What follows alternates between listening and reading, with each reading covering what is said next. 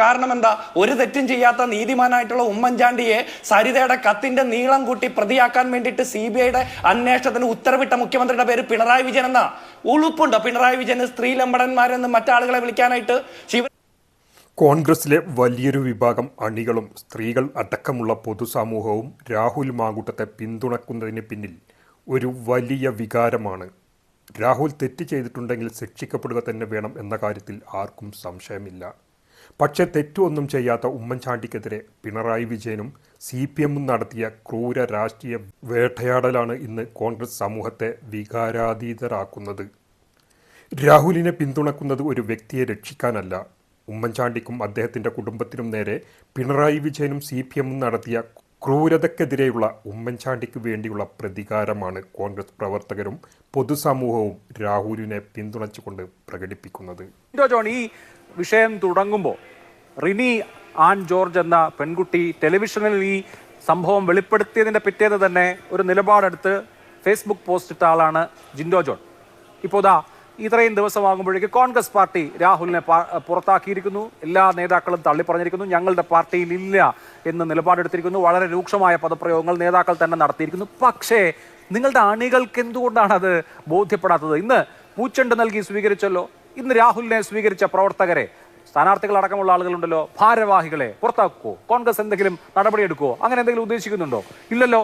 അപ്പോൾ രാഹുലിനെ പുറത്താക്കി കോൺഗ്രസ്, പക്ഷെ അദ്ദേഹം പുറത്താവുന്നില്ല, അദ്ദേഹം പുറത്തായിട്ടില്ല എന്ന ഫെനോമിനെ എങ്ങനെ കാണണം? കേരളത്തിലൊരു പുതിയ മാസ്കുലിൻ ബിംബമായി രാഹുൽ വരികയാണ്. ഇപ്പോൾ ടെലിവിഷൻ ചാനലുകളിൽ രാഹുൽ പാലക്കാട് വന്നിറങ്ങുന്ന വിഷ്വലുകൾ വരുന്നു, ചായ കുടിക്കുന്ന വിഷ്വൽ വരുന്നു. താഴെയൊക്കെ അദ്ദേഹത്തിന്റെ അനുയായികൾ ഉഫ്, ആൺകുട്ടി, പുലി, തീ എന്നൊക്കെ മെസ്സേജുകൾ പറപ്പിക്കുകയാണ്. കോൺഗ്രസിന്റെയും മുസ്ലിം ലീഗിന്റെയൊക്കെ അനുയായികളാണ് ഒരു വിഭാഗമെങ്കിലും അവരിൽ. അപ്പൊ എന്തുകൊണ്ടാണ് പാർട്ടി നടപടിയെടുത്തു, നേതാക്കളൊക്കെ തള്ളിപ്പറഞ്ഞു, എന്നിട്ട് നിങ്ങളുടെ അണികൾക്ക് ബോധ്യപ്പെടാത്തത് എന്ന് ആലോചിച്ച് നോക്കിയിട്ടുണ്ടോ?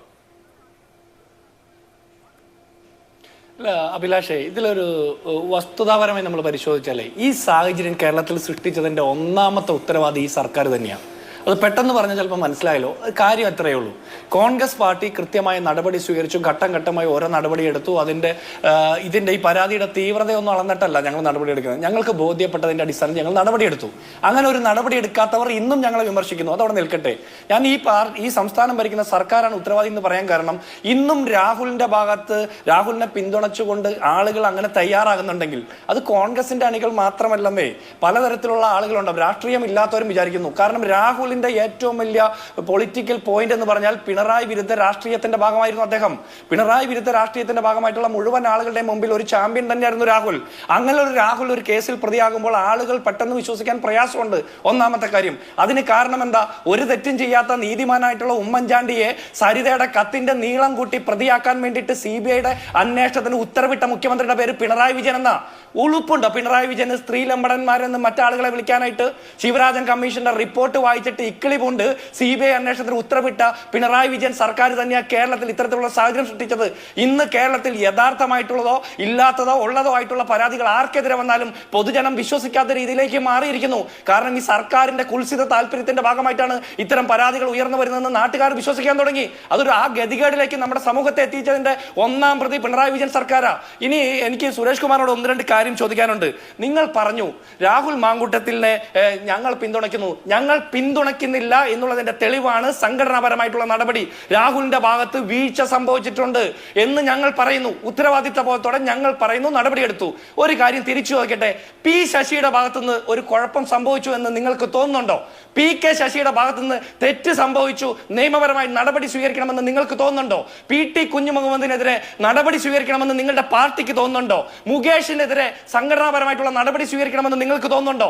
ഗണേഷിന്റെയും ശശീന്ദ്രന്റെയും പിന്തുണ വാങ്ങി ഭരിക്കണമെന്ന് പിണറായി വിജയന് തോന്നുന്നത് ഉളുപ്പില്ലായ്മ കൊണ്ടല്ലേ? ഇങ്ങനെ ഓരോന്ന് എടുത്തു നോക്കൂ, ഓരോന്നായിട്ട്. ഇനി വൈശാഖൻ DYFയുടെ നേതാവല്ലേ? ഇനി നിങ്ങളുടെ പൂക്കാസയുടെ നേതാവുണ്ടല്ലോ, ഒരു ഗോകുലേന്ദ്രൻ, അയാൾക്കെതിരെ പോക്സോ കേസാണ് വന്നിരുന്നത്. സംഘടനാപരമായി എന്ത് നടപടി സ്വീകരിക്കാൻ നിങ്ങൾക്കൊക്കെ സാധിച്ചു? അപ്പൊ അങ്ങനെ നടപടിയെടുത്ത ഒരു പാർട്ടി, കേരളത്തിലെ പൊതുവെ എല്ലാ രാഷ്ട്രീയ പാർട്ടികളും ഇത്തരം ആരോപണം നേരിടുമ്പോൾ ഒരു അമാന്തം ഉണ്ടാകുന്നുണ്ട്. ആ അമാന്തമില്ലാതെ കൃത്യമായിട്ടുള്ള ഒരു പൊളിറ്റിക്കൽ പൊസിഷനിങ് എടുത്ത് നടപടി സ്വീകരിച്ച കോൺഗ്രസ് പാർട്ടിയെ വിമർശിക്കാൻ വരുന്ന നിങ്ങളോട് ഒരു കാര്യം ചോദിക്കട്ടെ. ഹേമ കമ്മിറ്റി റിപ്പോർട്ട് വന്നിട്ട് ഉന്നതന്മാരുടെ പേര് മൂടി വെച്ചിട്ട് റിപ്പോർട്ട് പുറത്തുവിട്ട നിങ്ങൾക്ക് ഉളുപ്പുണ്ടോ സ്ത്രീ സംരക്ഷണത്തെ കുറിച്ച് പറയാൻ? ഹേമ കമ്മിറ്റി റിപ്പോർട്ടിൽ പരാമർശിക്കപ്പെട്ട വ്യക്തികൾക്കെതിരെ കേസെടുക്കാൻ സാധിച്ചിട്ടുണ്ടോ? എത്രത്തോളം ആത്മാർത്ഥമായിട്ടുള്ള നടപടി സ്വീകരിച്ചു?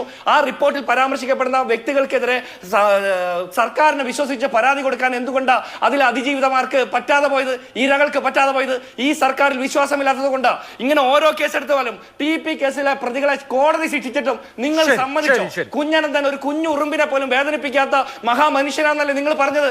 നിങ്ങൾ PP ദിവ്യയെ കോടതി ജയിലിൽ പോയി സ്വീകരിച്ചത് പാർട്ടിയുടെ ഉന്നത നേതാക്കന്മാരല്ലേ? സംസ്ഥാന സെക്രട്ടറിയുടെ ഭാര്യമടക്കമുള്ള നേതാക്കന്മാരല്ലേ പിന്തുണച്ചത്? അപ്പൊ ശിക്ഷിക്കപ്പെട്ട ആളുകളായിക്കോട്ടെ, ജയിലിൽ പോയ ആളുകളായിക്കോട്ടെ, നിങ്ങൾ കൊടുക്കുന്ന പിന്തുണ ഞങ്ങൾ കൊടുക്കുന്നില്ല സംഘടനാപരമായി. ഇനി ഏതെങ്കിലും വ്യക്തികൾ അണികളോ അനുഭാവികളോ കൊടുക്കുന്നുണ്ടെങ്കിൽ അവർക്കൊക്കെ തിരിച്ചുവരവ് വരാൻ വൈകുന്നതിന് കാരണം ഉമ്മൻചാണ്ടിയെ വേട്ടയാടിയതുപോലെയാണ് ഇതെന്ന് ആളുകൾ തെറ്റിദ്ധരിക്കുന്നത് കൊണ്ടായിരിക്കാം. കാലം കുറച്ചെടുക്കും.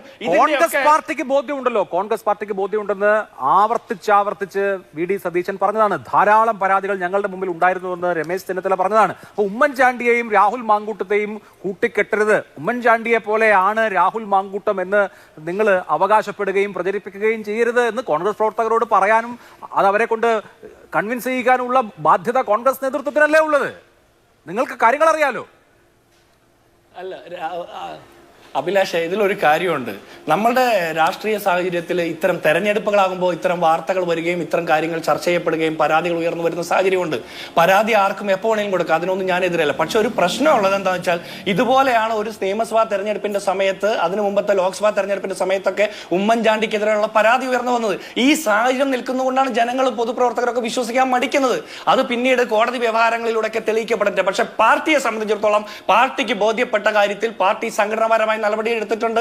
അത് പാർട്ടി പ്രവർത്തകർക്ക് എല്ലാവർക്കും ഈ സ്വിച്ചിട്ട പോലെ അമർത്തി ബോധ്യപ്പെടുത്താൻ ഞങ്ങളൊരു കേഡർ പാർട്ടിയല്ലെന്നേ, ഞങ്ങളൊരു മാസ് പാർട്ടിയാ. ഇതൊരു വലിയ ആൾക്കൂട്ടവും വലിയ ഇതൊക്കെയല്ലേ. കേഡർ പാർട്ടിയുള്ള CPM-ന് പോലും അവരുടെ പാർട്ടിയിൽ നിന്ന് പുറത്താക്കപ്പെട്ട, മാറ്റി നിർത്തപ്പെട്ട P ശശിയെ തിരിച്ചു കൊണ്ടുവന്ന് മുഖ്യമന്ത്രിയുടെ രാഷ്ട്രീയ ഉപദേശകനായിട്ട് ഇരുത്തി ഭരിക്കാൻ വേണ്ടിയിട്ട് ഉളുപ്പില്ലാത്ത കാലത്ത് ചോദിക്കാൻ ഒരാൾക്കും പറ്റുന്നില്ലല്ലോ. സംസ്ഥാന സെക്രട്ടറി അടക്കമുള്ള ആളുകൾക്ക് മുകേഷിനെതിരെ എന്തുകൊണ്ട് ബലാത്സംഗ കുറ്റത്തിൽ പോലും പ്രതിയാക്കപ്പെട്ട മുകേഷിനെതിരെ എന്തുകൊണ്ട് സംഘടനാപരമായി നടപടിയെടുത്തില്ല എന്ന് ചോദിക്കാൻ പറ്റുണ്ടോ? ചിഹ്നത്തിൽ മത്സരിച്ച സ്ഥാനാർത്ഥിയല്ലേ, പാർലമെന്റിലേക്ക് പ്രമോഷൻ കൊടുത്തില്ലേ മത്സരിക്കാൻ വേണ്ടിയിട്ട്? മുൻ ഭാര്യയുടെ പരാതി നിൽക്കുമ്പോൾ നിയമസഭയിൽ മത്സരിക്കുന്നു, പിന്നീട് പരാതികൾ ഉയർന്നു വരുമ്പോൾ പാർലമെന്റിൽ മത്സരിക്കാൻ അവസരം കൊടുക്കുന്നു. കോൺഗ്രസ് ഇങ്ങനെയൊന്നും ചെയ്തില്ലല്ലോ. കോൺഗ്രസ് അങ്ങനെ ചെയ്യുന്നുണ്ടോ?